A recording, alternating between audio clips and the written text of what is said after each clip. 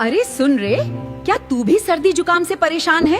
आजकल तो जरा सा मौसम बदला नहीं और बच्चों की नाक बहने लगती है। हम ऐसे ही काढ़ा नहीं बना लेते थे। पहले थोड़ा सा अदरक डालते और तुलसी की पत्तियां आराम से डालते थे। फिर 2-4 काली मिर्च और 1 लौंग डालते थे।